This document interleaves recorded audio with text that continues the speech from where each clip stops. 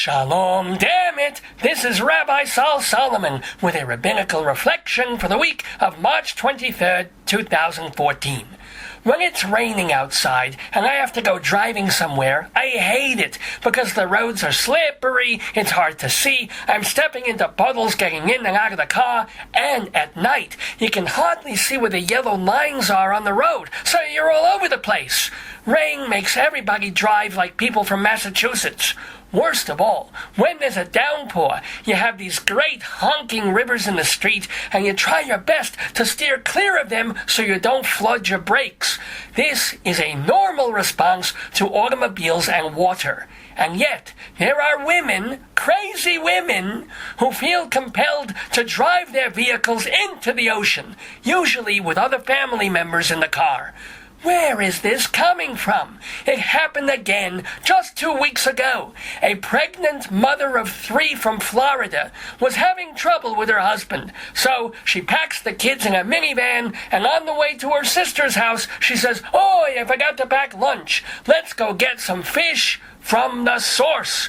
She drives to Daytona Beach, and even the kids realize something's wrong, especially when she stops at a traffic light to put on scuba gear.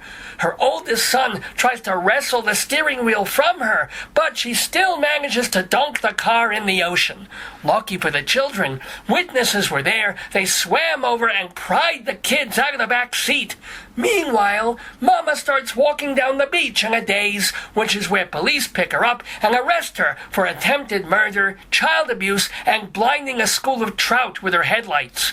Now, this nutjob, Ebony Wilkerson, had already been under psychiatric evaluation. In fact, the cops stopped her just a few minutes earlier when her sister called them and said, "Stop her, lock her up, she's crazy." The police realized Ebony was a few tentacles short of an octopus, but couldn't hold her on anything because she was calm and seemingly in control. Which is good, because you need to be in control when you get in your Dodge Caravan to do the backstroke. What puzzles me about all this is that she was hearing voices and that she talked to both Jesus and demons. What is it about voices in people's heads? Why do they always tell crazy people to do bad things? How come you never get a psychotic who says, "I was home alone in my bedroom and my cat told me to donate clothing to UNICEF"? Where are the strange voices that convince a schizophrenic to pay a meal forward at the local Tilted Kilt? Why is it always go shoot some woman in a car, or you, rifle, rooftop, 20 minutes, or pack your kiddies in the van and visit SeaWorld with permanent free admission? We need to round up all these disembodied voices and give them a good talking to. Show them that there's more to life than causing death. Maybe these voices are frustrated by being invisible or illogical. I mean, how would you like to be coming out of the mouth of a dog that lives with an owner like Son of Sam? I feel bad for Jodie Foster's voice. Not only is it raspy and with a speech impediment on those S's, but she loaned it out to some wacko who tried to kill President Reagan. As of this writing, Ebony Wilkerson is being held on more than $1 million bail, and already the pundits are discussing whether to deal with her as a criminal or a crazy person. Legally, alas, it's kind of hard to do both. Of course, she wasn't in her right mind, but you could say that about anybody who tries to take a life, or listens to smooth jazz.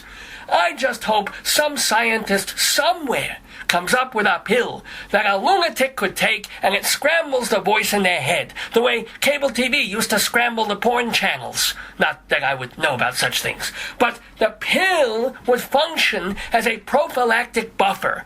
A few words and phrases would be allowed, so the lunatic would still have someone to talk to, but there'd be words like rainbow, unicorn, herbal essence shampoo.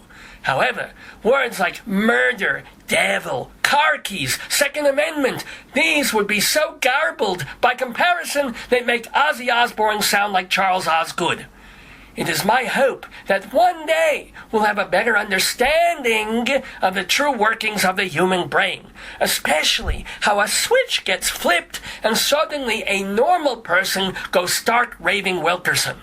Until then, Perhaps Pfizer can work on that pill idea. GM can build cars with water wings. And maybe God can make some women a little less meshuggah. I know, tall order, but he's God. It's what he does.